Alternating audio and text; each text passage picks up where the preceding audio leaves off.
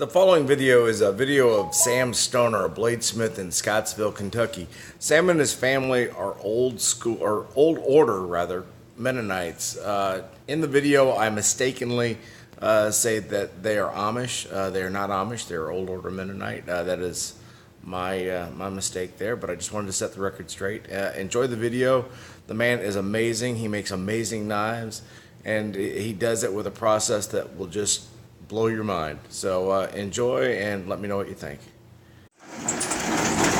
Here we are at Amish knife maker's power supply for powering his forge tools.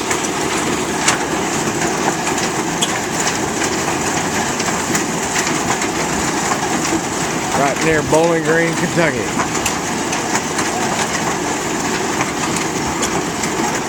That's coming around and it's driving this shaft. And that shaft is going in, powering everything in the forge. Shaft's coming in there, and he can pull the power wherever he needs it just by hooking up the belts. Belt-driven drill press, belt-driven sharpener. Okay, I'm gonna buy this knife right here, and he's gonna put a final polish and on it for me using horsepower.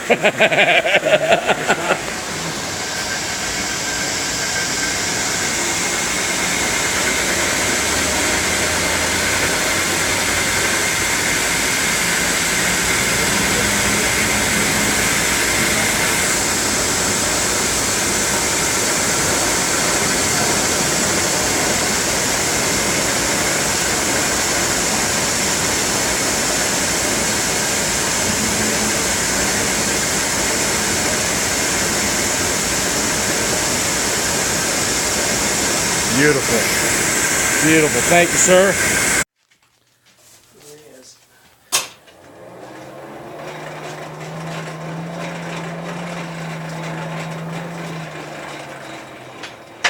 Well, this is a Damascus blade that I just forged before you all got here. And that's out of the chainsaw chain that's been twisted.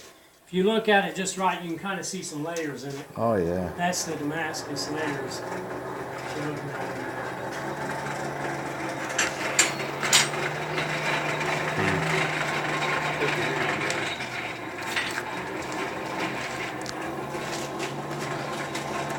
Sam, who welds for you to weld that Damascus up?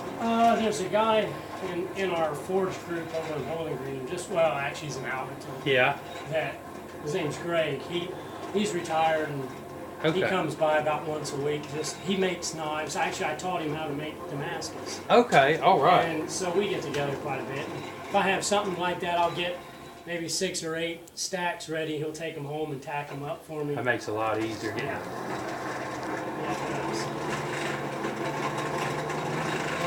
Put a handle on it so I can handle it in and out of the fire until I get it forge welded. I guess your production goes up in the winter. The hot part of it is summer's rough. It's early morning, usually evenings. Yeah. I'll come out here and forge for maybe 2 hours, and then I go in, shower, and cool off. Yeah. But in the wintertime, I tend to do. It's comfortable. Yeah, and like right now with, I've just made up enough Damascus to get my orders finished, because it's been warm.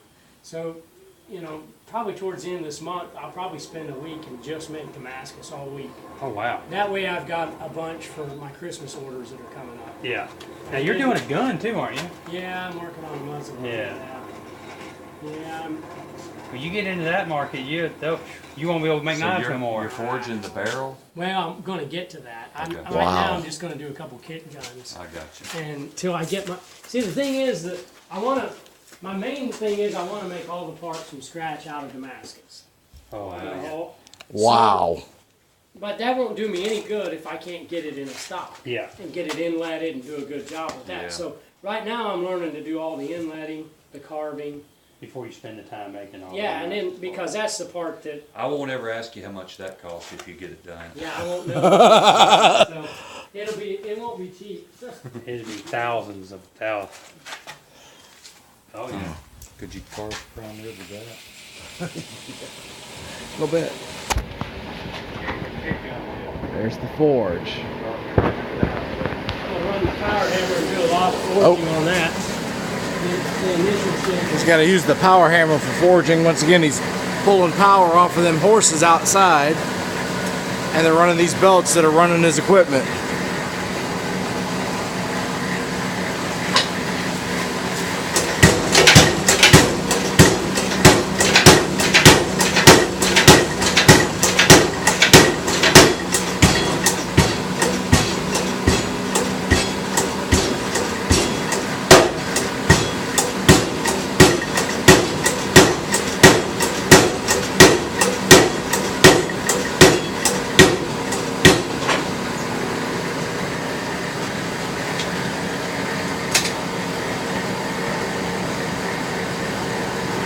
This guy's on Fortune Fire, ain't got nothing on him.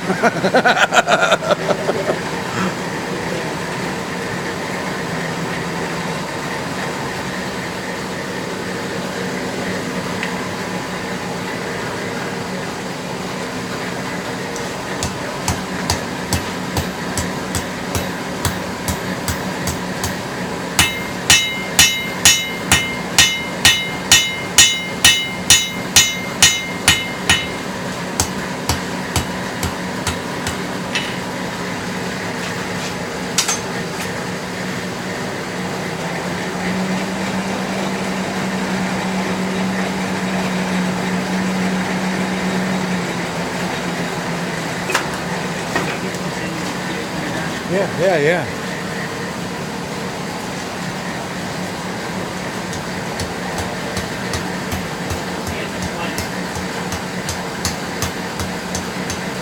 Just like that, in no time, it's already a knife shape.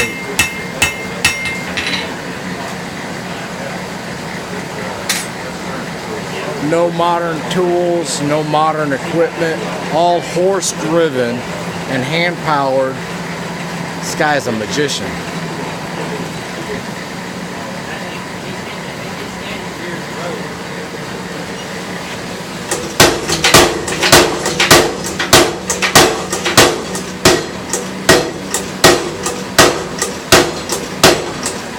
That's what you hear from the road.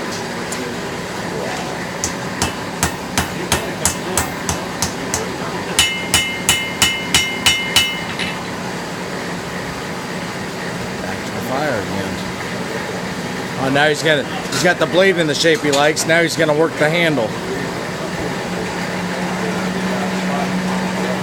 Yeah, there's slightly specific to those. Yeah, you need to get that.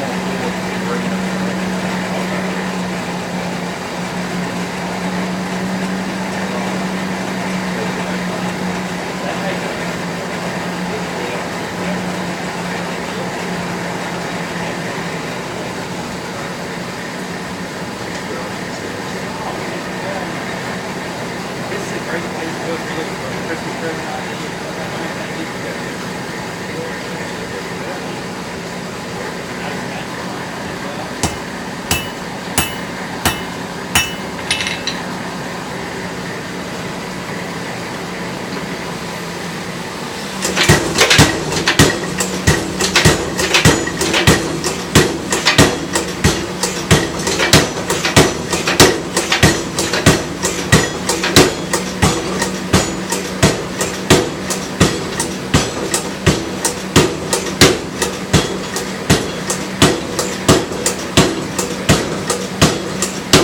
Just the precision that he's doing that with, all just by hand.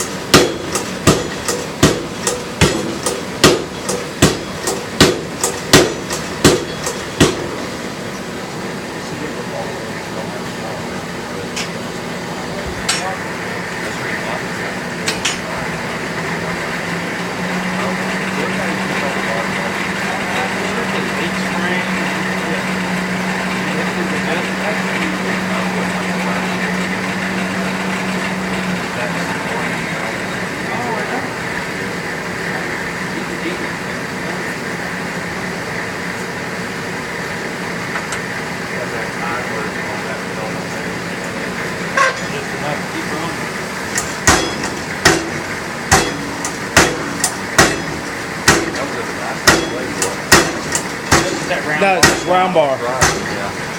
It's round bar.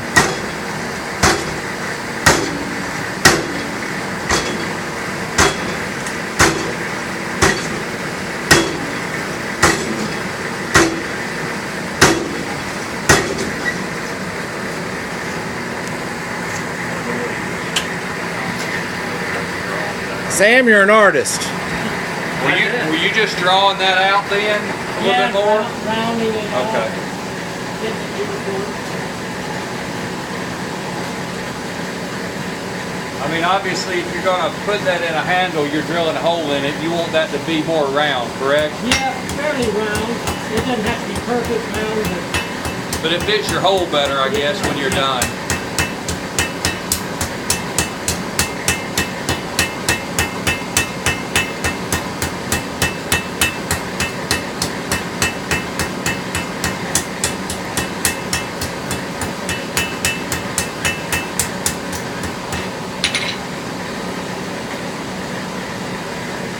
now it's just a matter of straightening everything up so it's all in line. And I'll do that with ice.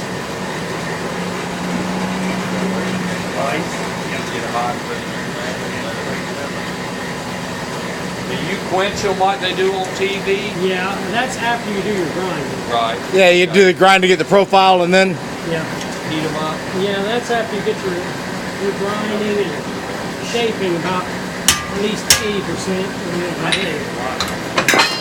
They work on it for 5 days straight. Well, that's how it goes. You catch all that stuff.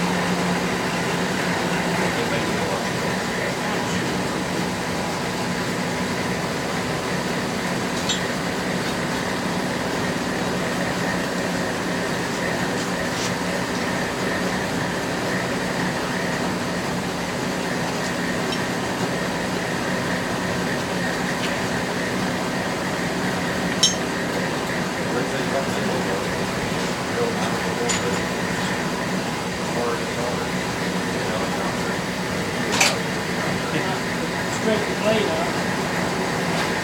okay. So 10 minutes ago, that was just a little round chunk of metal. Now it looks like a dang knife.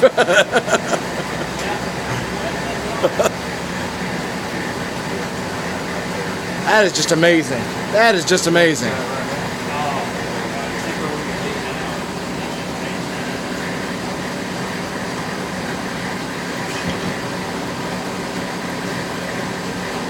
You're letting it kind of cool down in there. Yeah, there's a couple things going on here.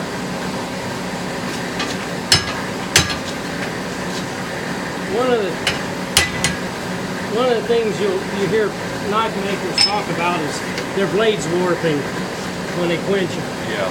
You know, that's always one of the deals that you hope you don't have to deal with when you. How many blanks have you scrapped because they warp when you quench them? I don't know that I ever scrapped one for warping. 'Cause Really? You can go back.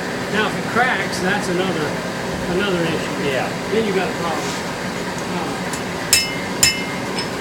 But I used to have blades warp from time to time. You know, and there's a lot of theory on that. There's a lot of people that believe that if you don't quench north and south, it's going to warp. Wow. One of the deals with that is Magnetic hole? you heat this blade up where it's non-magnetic. Exactly. Then as it cools, it becomes magnetic again.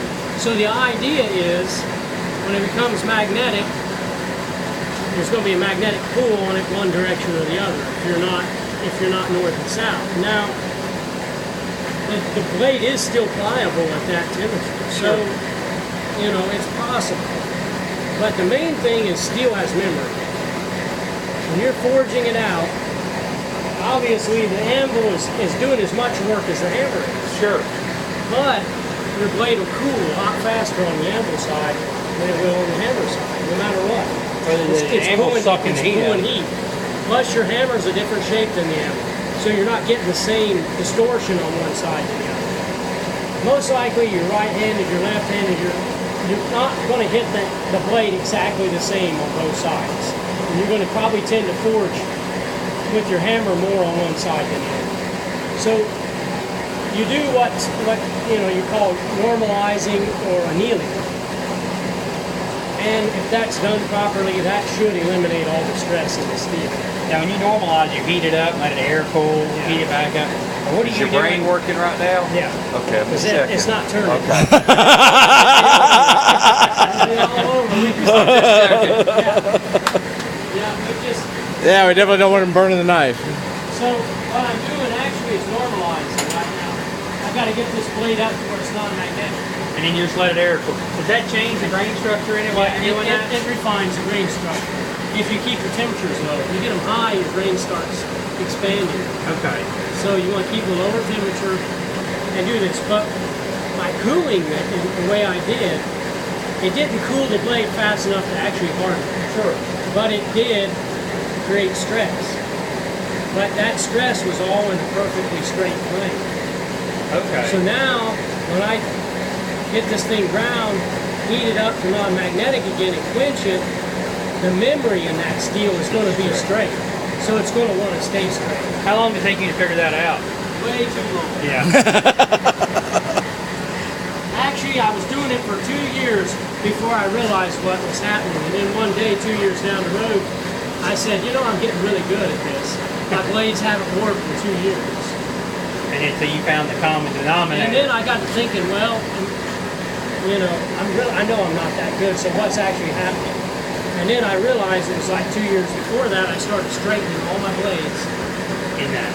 And then once in a while, I'd get so good that I'd have a blade perfectly straight right off the end. So what did I do? I didn't straighten the lights. Then it would warp. Wow. All of a sudden, I quench and it warps, and I'm like, You have to go back and think about what happened differently. then you Going start fishing. thinking, and Yep. When that thing pulls Got, the heat got out. the kids of out going blade. fishing outside. pulling heat out equally and in a straight plane. So that memory still is there. And if you normalize and everything like that, you're eliminating memory to a certain extent. But if you don't get it all eliminated, the memory that's there is going to be in a straight line. So it's amazing how that works in steel. But there's so many different chemical changes going on inside this material when you're heating it up, hammering it, it's cooling down. I just don't see how you keep track of. There's so many different steels and they operate at different temperatures and Slightly normalize different, yeah.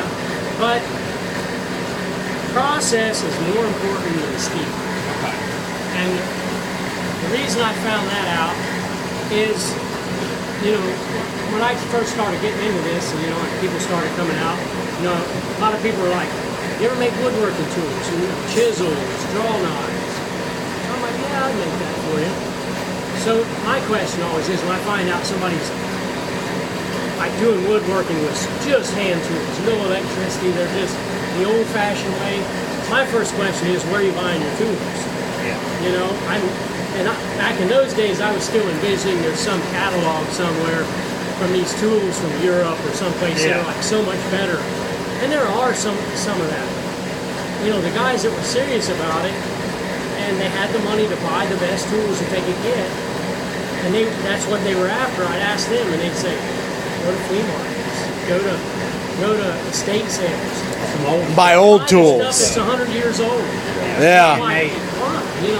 They stay sharp longer, and I'm like, but 100 years ago, steel was not as good as it is today. Oh, well, they didn't know all about all the alloys. They did, Where's the and carbon content the in it? refinement, they had a lot of carbon, but the steels weren't really refined. Yeah. So that left one option. It was the way they worked the steel. And that's where you got into where the process is actually more important. It is. I made a knife, specifically a test knife, had it sent off. I actually contacted a guy that does articles for Blade Magazine. And I knew he tests every kind of steel, every type of knife, all the variables. So I wrote him and I said, hey, this is what I use, this is how I make my knives.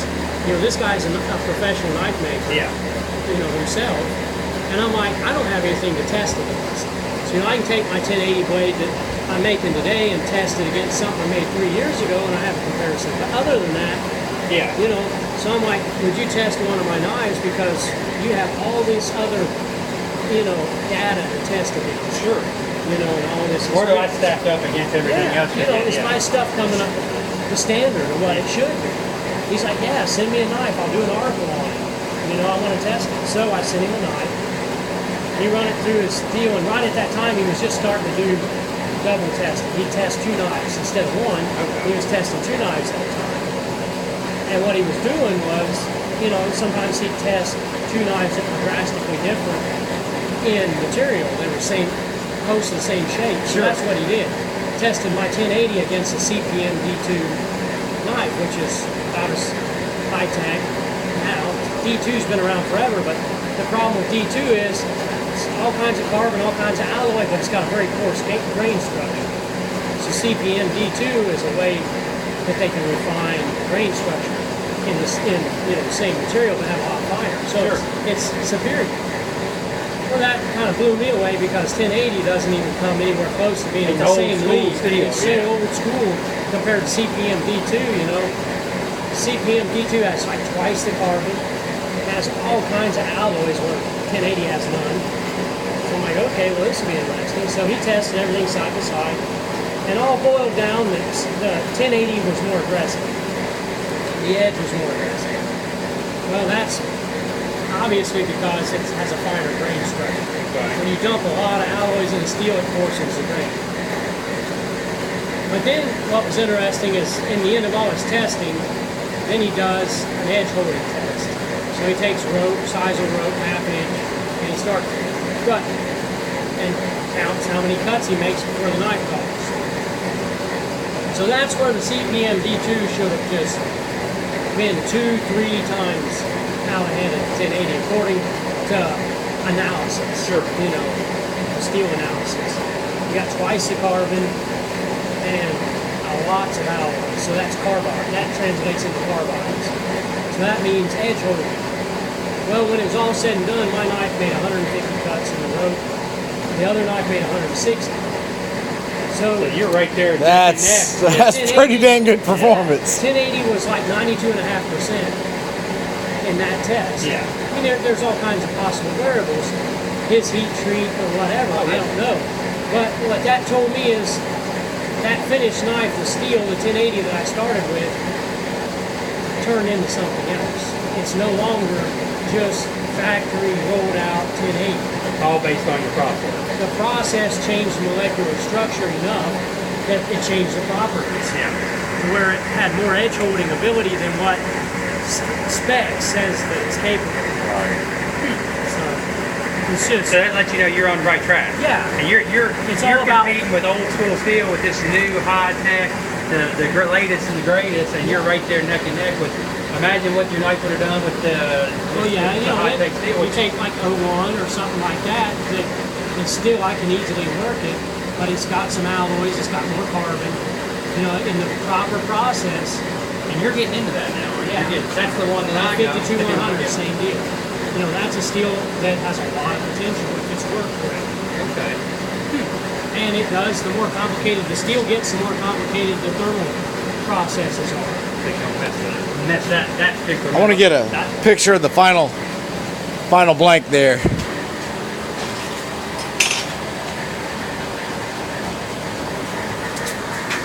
So Just a few minutes ago, we had 3 inches. that was round bar. And now it's a knife. Well, after it's hardened, it'll be a knife. That's outstanding. Sam, how long you been using the power hammer? Probably about a year and a half after I went full time. What's the value of it now in this process? I'm not in a wheelchair and crippled. Makes a huge difference. Wow. And that's how they make a knife in Amish land.